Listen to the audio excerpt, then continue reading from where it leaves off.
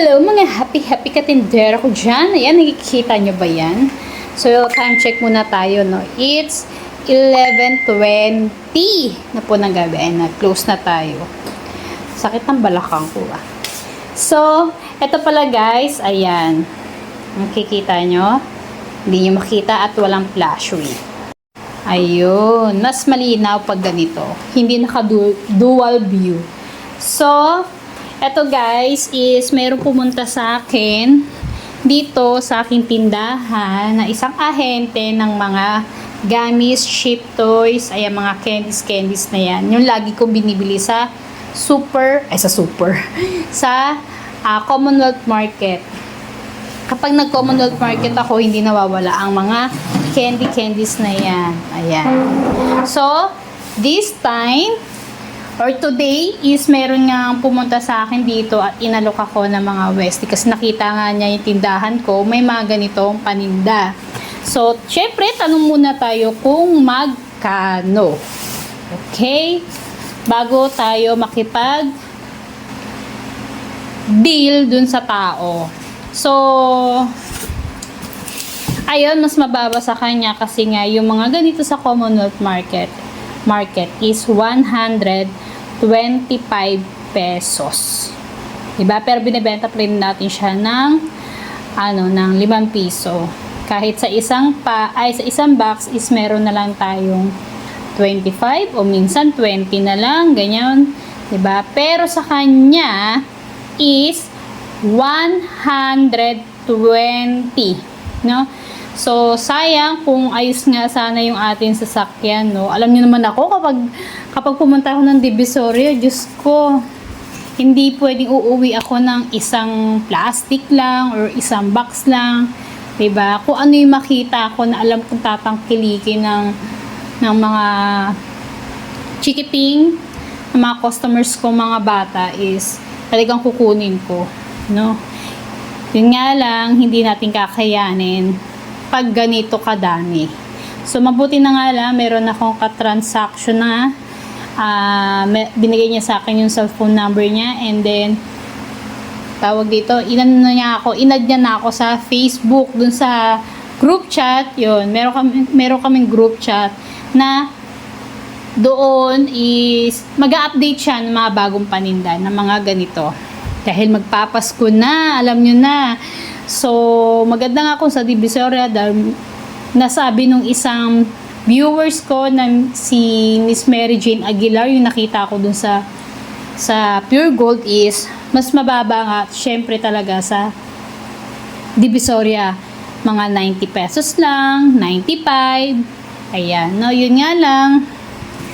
Limit lang yung kanyang madadala kasi nga kung may sasakyan ka, why not, diba? Pero kung commute ka, isa kang commuters is hindi mo talaga madadala. Kung itataksi mo naman, Diyos ko, edi wala na rin tayong tinubo. Diba? Nakamura ka nga, yun nga lang napunta sa taxi. Sa Manila pa naman, grabe ang traffic. So, ang dami ko nang sinabi. I-hold ko lang sa inyo yung mga ganitong item, no? So, eto, surprise egg. So, hindi ako bumibili guys nung meron kasi neto yung maramihan nasa jar. Yun nga lang, kung tutuusin, mas malaki ang tubo mo dito sa 30 pieces kesa dun sa naka-jar na madamihan. No, dito kasi 30 pesos, doon yata tutubo ka lang ng basta hindi ko na sure kung magkano, basta dito may sure kang 30 pesos na tubo pag napaubos mo to. Ayan, naka-scotch tape. And then crispy bar, ayan, dinalawa ko na kasi madaling maubos yan. And then mga Westie, pinagbibigyan na ako ng mga Westie halos lahat, pero okay lang, kaya pala laki ng ano ko. Ayan, pinagbibigyan niya na ako ng iba't ibang mga Westie. Kasi sabi ko kung ano lang yung aking in order, pero okay lang din, at least marami pagpipilian. Ayan pa yung mata. Ito mabenta sa akin talaga to, yung berries gummies. Natikman ko to, masarap. crunchy. Tapos yan, may cupcake. And then ito, sour crunchy, sour ball. Bakit may sour drops? Ano to? Bago to ah. Okay, hindi rin siya. And then, so asim. Uy, natanggal. Ito, sour boom boom. Boom boom boom boom.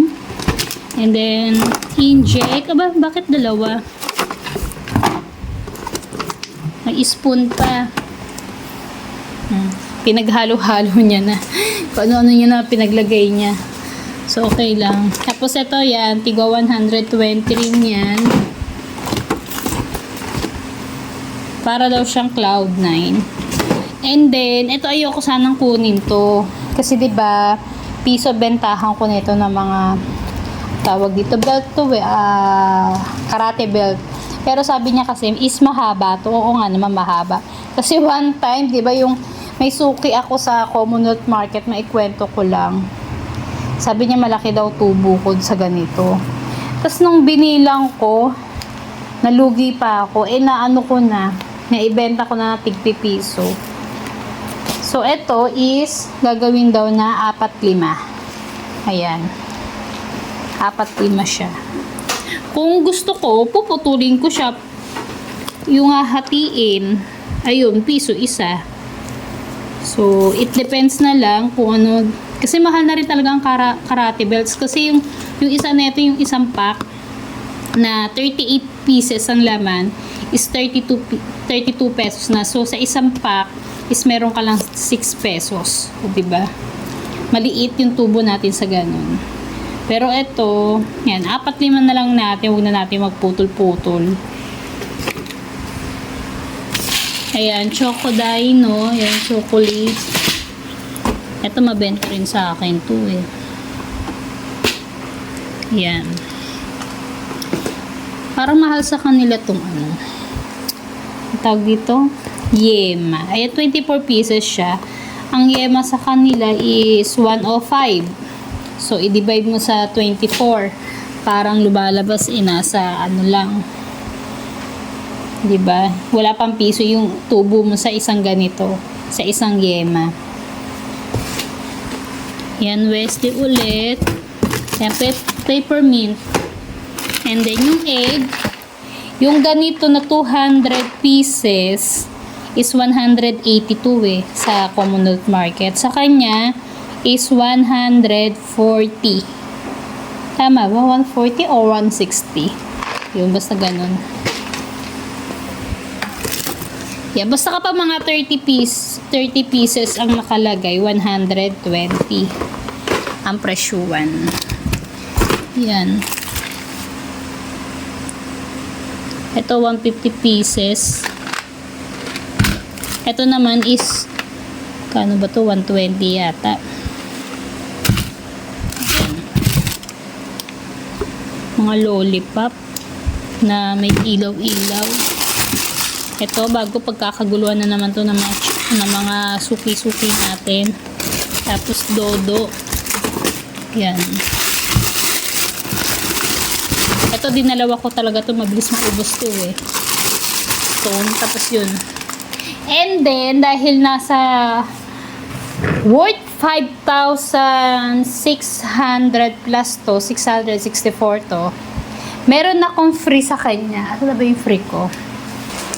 Eto, binigyan niya ako ng free. Dahil naka 5K ako. Naka 5K tayo sa pagbayad. Ito ang free niya sa akin. Candy balls. O, diba? Ito ang free niya sa akin. Di okay na, diba? Less pa tayo sa... So, yun nga. Less pa tayo sa pamasahin natin na tricycle kasi syempre hindi na makakasya sa lahat ng to. Yung kapag nagbili ako ng mga candy sa market, hindi yan kaya namin sa motor. Kaya nag-aano ako, tawag dito, nagta-tricycle. Magkano ang tricycle is 200 pesos para ka na rin nakataxi. Diba? So dito ngayon, less hassle sa pagpili-pili. Less consume sa consume Yung transpo natin. Oo. Diba? So, may free ka pa. O, magkano ang naging free mo agad. Diba? So, mabibilis lang naman maubos to nga. Eto, ay, meron pa pala yung Pogs. Kalimutan ko. Yung Pogs naman is worth 170 yun. 1 kilo yun, guys. Tapos, nirepack-repack ko siya ng tigpa 5 pesos. Yung 5 pesos, dapat ano yun, 3, 6, 9, 12, 13, 14, 15. 15 pieces lang kasi piso tatlo eh. So, 15 pieces lang yung 5 piso. Pero ang ginawa ko is, dinagdag ako pa ng tatlo kapag nakapack na na 5 pesos na Pogs. Kasi ang daming bumibili niyan dito. Katulad kanina, 20 pesos agad na Pogs yung binili ng bata. Hindi naman yung pinanlalaban. Sabi ko, ilaban mo yan para lumago. Yoko, iipunin ko lang to, sabi ng bata. Ayan. Kakapagod. So, magde-December, kailangan marami tayong mga ganyan. Pati mga laro-laruan, mga bola, pati nga gusto ko nga sana pati mga sandals mga chinelas or ano ba yung mga damit, yung mga usong mga character na damit. Ayan. So, yun lang guys, ang ating pinagkaabalahan ngayon ng paggastos ko agad-agad na instant 5K sa ganito. Pero, ayan. Halos wala na rin kasing laman talaga yung ating cheap toys area, mga gamis area, kaya naghahanap na ulit ng bago yung mga bata. So, yun lang guys. Thank you for watching. Keep safe everyone and God bless you all. Bye, good night, and good morning.